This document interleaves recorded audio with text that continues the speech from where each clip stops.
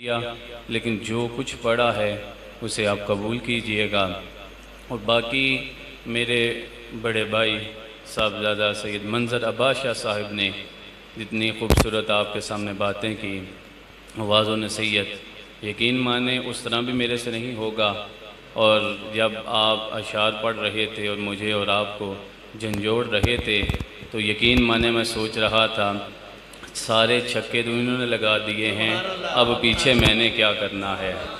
تو یہ آپ کے گاؤں والوں کے لیے اللہ کی ایک خاص رحمت ہے کہ آل نبی اولاد علی آپ کے سامنے ہر جمعہ کو، ہر روز آپ کے سامنے یہ قرآن مجید اور اللہ کے رسول کے احادیث آپ تک پہنچاتے ہیں۔ تو یہ یقیناً آپ لوگوں کے لیے ایک بہت بڑا رحمت کا ایک جسے کہتے ہیں نا جسم ہے، جو ہمیشہ آپ کو اللہ کے رسول کا کلام سناتے ہیں۔ اس کے بعد آج میں اور آپ عرس مبارک کی محفل میں بیٹھے ہوئے ہیں۔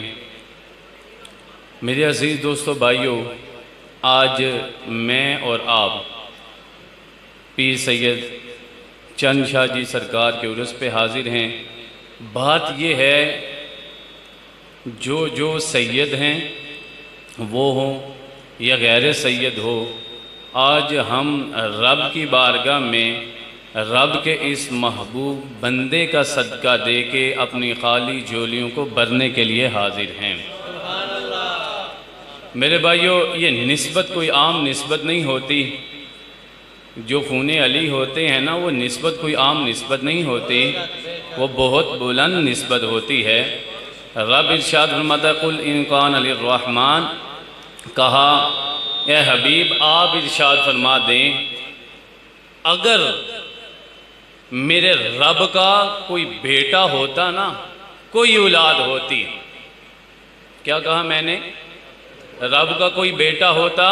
مصطفیٰ کریم کہہ رہے ہیں، مجھے رب نے کہا آپ کہہ دیں بندو اگر رب کا کوئی بیٹا ہوتا نا تو میں بغیر کسی سے پوچھے اس کی عبادت کرتا۔ میں کھولتا ہوں ابھی، میں عرض یہ کر رہا ہوں نسبت عام چیز نہیں ہوتی۔ کہا رب کا بیٹا اگر ہوتا ہے، نہیں نہ ہو سکتا ہے، یہ قرآن کی آیت ہے۔ میرے اور آپ کے مصطفیٰ کریم نے ارشاد فرمایا اگر رب کا بیٹا ہوتا، رب کا بیٹا ہوتا میں اس کی عبادت کرنا شروع کر دیتا۔ نہ وہ رب کا بیٹا ہے، اگر ہوتا وہ نہ رب جیسا ہوتا، نہ معاملات ایسے ہوتے۔ کہا نسبت رب العالمین مل گئی، میں نے مصطفیٰ نے اس کی بارگاہ میں اپنی جبین کو جھکانا ہی جھکانا ہے۔ یہ نسبت کوئی معمولی چیز نہیں۔ لوگ سمجھتے ہیں نسبت کیا ہوتی ہے، یہ نسبت بڑی بلند ہوتی ہے۔ اور اگر نسبت بھی مصطفیٰ کے گھرانے سے ہو، اولاد بھی علی کی ہو، پھر یہ جہان بھی وہ جہان بھی تارا جاتا ہے۔ اس لیے آج ہم جس کی نسبت کی وجہ سے مانگ رہے ہیں وہ کوئی معمولی نسبت نہیں۔ اس لیے ہم اپنی آج خالی جولی کو پھیلا کے اللہ کی بارگاہ میں التجا کرتے ہیں، میرا رب میری اوقات نہیں تیرے تک پہنچ سکوں، لیکن یہ تیرے بندے وہ ہیں جنہوں نے 80 سال 100 سال تیرے نام پہ قربان کیے ہیں، اس لیے تو کہتا ہے گزر جاؤ گے پھر بھی تیرے نام کو بلند کرتا رہوں گا۔ میرے عزیز دوستو، اب میں نے آپ کو دیکھنا ہے۔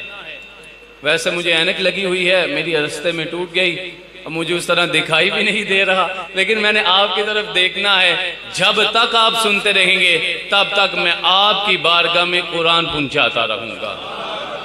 اگر آپ نے 60 منٹ سنا نا قبلہ تو 60 آیات آپ کے حوالے کر جاؤں گا۔ اگر 2 گھنٹے سنا تو 2 گھنٹے میں 120 منٹ 120 آیات آپ کے حوالے کر دوں گا۔ اگر مجھے 5 منٹ کے بعد لگانا کہ اب نہ سناؤں تو میں وہاں بھی خاموش ہو جاؤں گا، کیونکہ 5 دنی ہیں، 5 آیات سنا کے بھی ہم چلے جائیں گے۔ اس لیے آپ کی بھرپور توجہ چاہیے۔ میں آپ کی بارگاہ میں قرآن کو پڑھتا جاتا ہوں، اپنے دل کو سیدھا کیجئے گا۔ حضور ضیاء العمر ارشاد فرماتے تھے موسلادھار بارش ہو نا، موسلادھار بارش، اگر پیالہ سیدھا ہونا تو ایک قطرہ بھی پلید پیالے کو پاک اور صاف کر دیتا ہے۔ تو ہم نے قرآن پڑھنا ہے۔ میں نے خطبے میں آیت مبارکہ سورہ یونس کے پڑھنے کا شرف حاصل کیا، قُلْ مَنْ يَرْزُقُكُم مِّنَ السَّمَاءِ وَالْأَرْضِ۔ رب کہتا ہے آسمان اور زمین کے اندر جو بھی چیز ہے، جو بھی ذی روح ہے، سب کو رزق میں رب العالمین عطا فرماتا ہوں۔ کہتا ہے میری حمد ہے، میرا یہ مقام ہے، میری توحید ہے کہ جو بھی مجھ سے مانگتا ہے میں اسے عطا فرما دیتا ہوں۔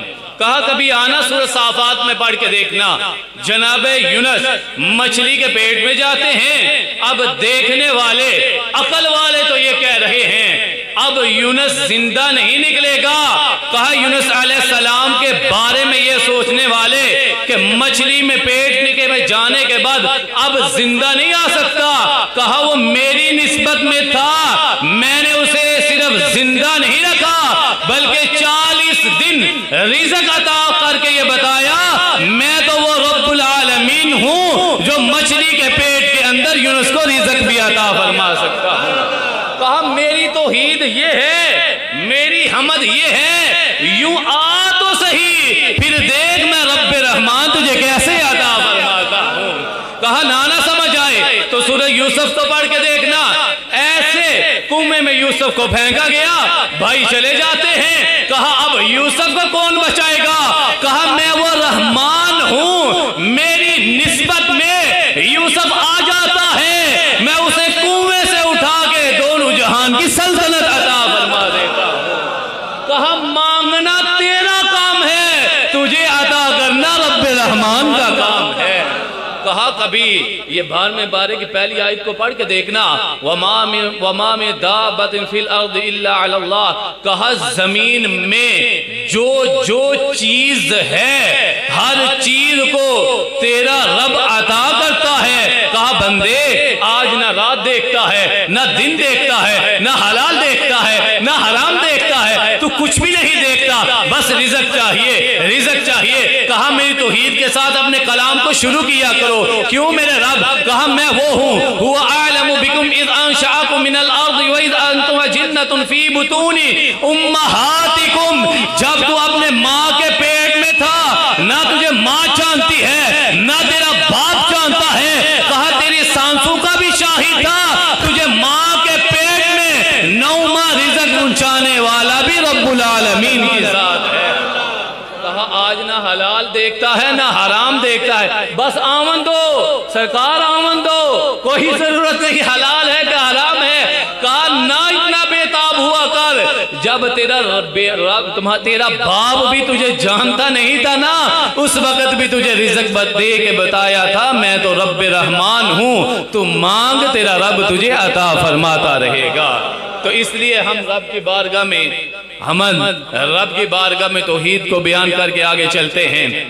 پہلے رب کے بعد عظمت مصطفیٰ صلی اللہ علیہ وآلہ وسلم پہ چند آیات آپ کے سامنے پڑھنے کی سعادت حاصل کروں گا۔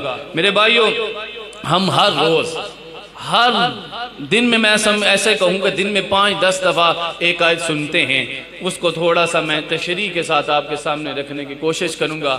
وہ آیت مبارکہ یقیناً اس مسجد میں بیٹھا ہوا ہر انسان اس کو جانتا ہے، پڑھتا ہے، سنتا ہے۔